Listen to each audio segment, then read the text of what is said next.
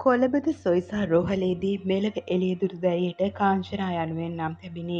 වයස අවුරුදු 2ක් පමණ වූ විට ඇයගේ හැසිරීම් රටාවේ විශේෂත්වයක් මවට දක්නට ලැබිණි. නිින්දෙන් අවදි වී නිදිහනේ සිටින ඇය කිසියම් දෙයක් සෙවීමේ නිරත විය.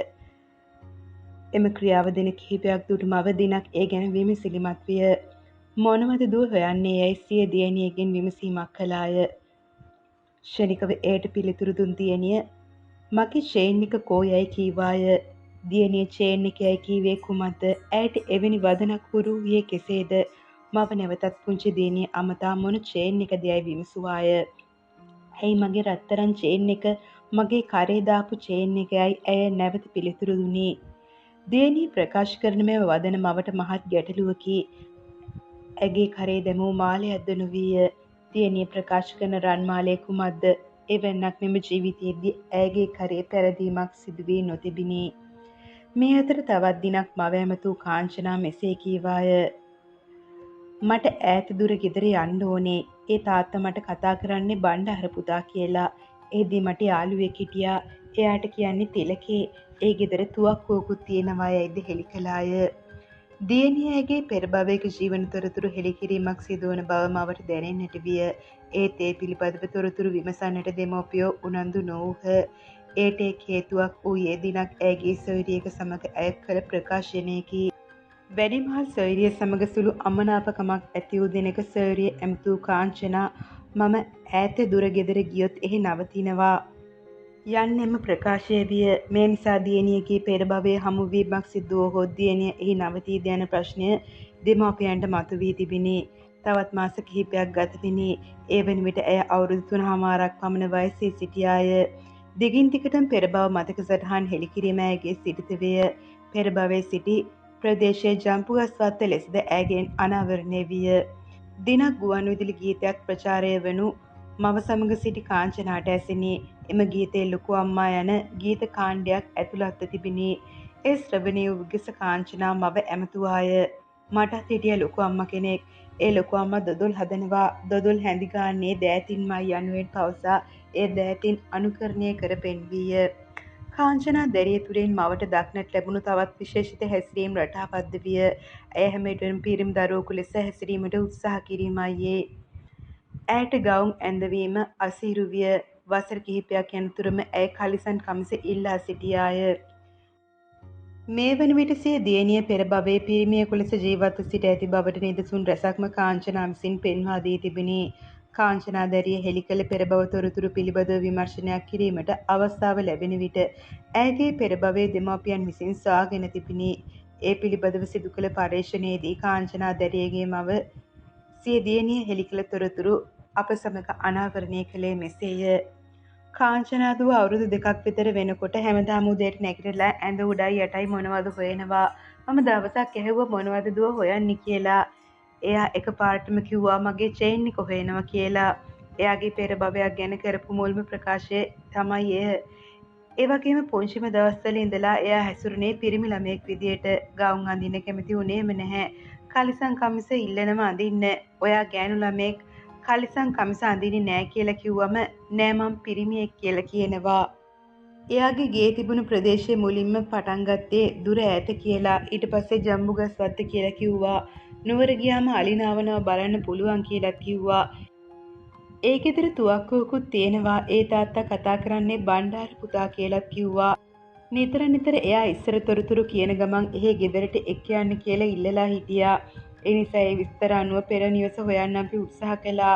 ජම්බුගහ වත්ත කියලා කිව්වට එයාගේ පෙර භවයේ ප්‍රදේශයේ හමු වුණේ ජම්බුගහ පිටියේදී. මැරුණ හැටි ගැන කිව්වේ වතුරට වැටුණ බවක් විතරයි.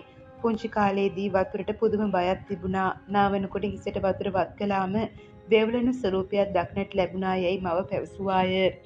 කාංචනා ඇගේ පෙර භවයේ පිළිබඳව හෙළි කළ තොරතුරු කරුණු 30කට වැඩි සංඛ්‍යාවක් අනාවරණය කරනු ලැබීය. ඒ අතරින් පෙර භවයේ සේවකයන් කිහිප දෙනෙකුගේ නම් ප්‍රකාශ කිරීමත් ඔහුගේ පෙර භවයේ නම ප්‍රකාශ කිරීමත් විය. ලූකස් නමින් අයෙක් සිටි බවත් ඔහුගේ හොඳම මිතුරා තිලකී යනුවෙන් හැඳින්වූ බවත් ඇය කීවාය.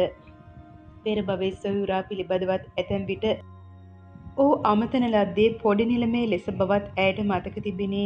නිවසේ තිබූ භාණ්ඩ අතුරෙන් බිත්තියේ ඇති අන්තට්ටුවක් සහ තුවක්කුවක් පිළිබඳවත් ඇය හෙළි කළාය.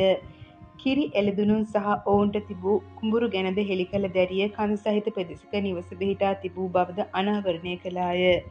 අපේ ගෙදරට යන්න පඩිපෙළක් තියෙනවා. ගේ ඉස්සරහා කුළුණු දෙකක් තිබුණා යයිද ඇය වරක පැවසුවාය. පෙර භවයේ නිවසේ තිබූ වියන් ඇඳක් පිළිබඳව ඇය අනාවරණය කරනු ලැබුවේ ඒ ගෙදර තිබුණේ කොටු ඇඳක් යනුවෙනි.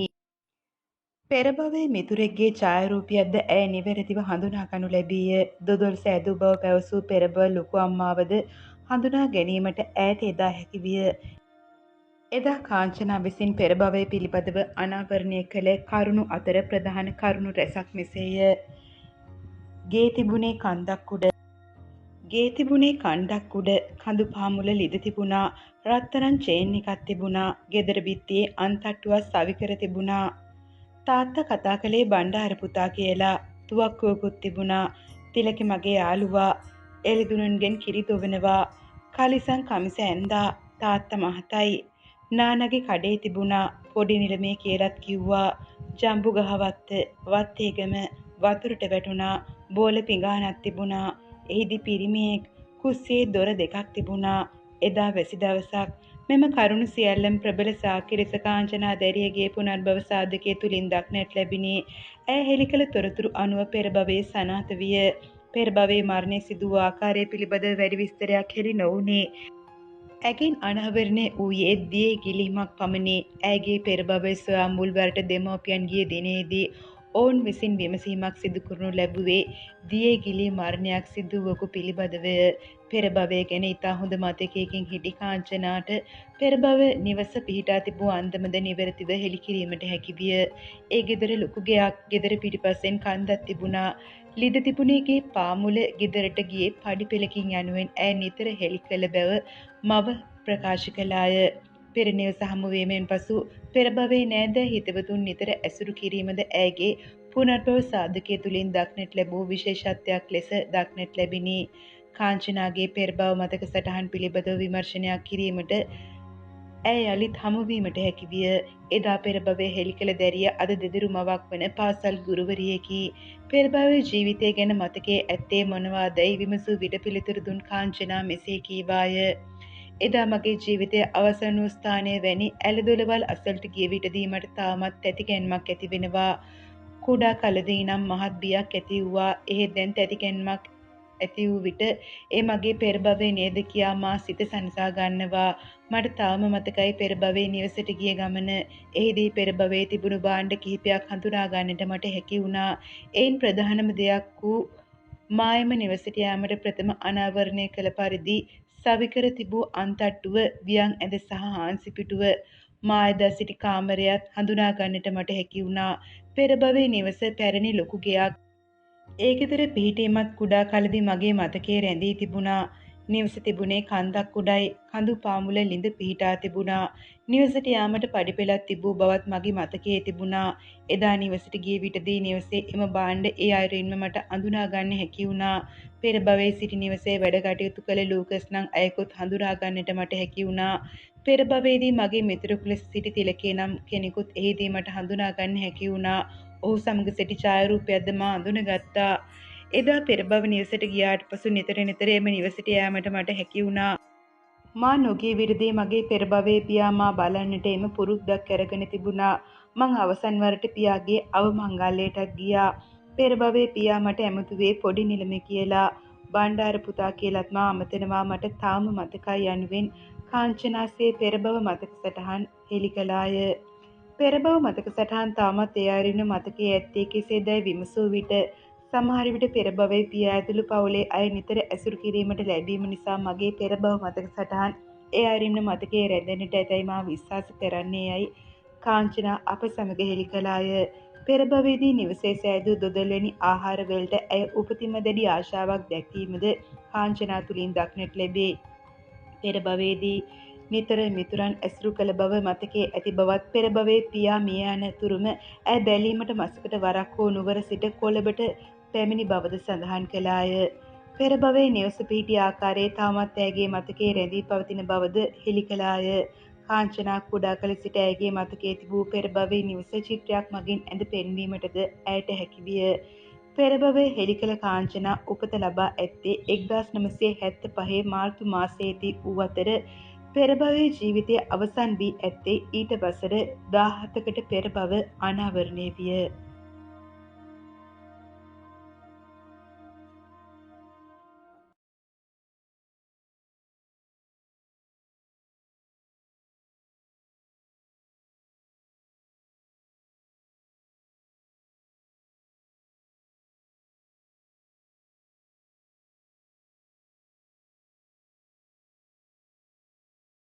ඔබ තාමත් අපේ channel එක subscribe කරලා නැත්නම් නැවතම වීඩියෝ නැරඹීම සඳහා subscribe බටන් එක හා bell බටන් එක click කරලා අපේ channel එක subscribe කරන්න.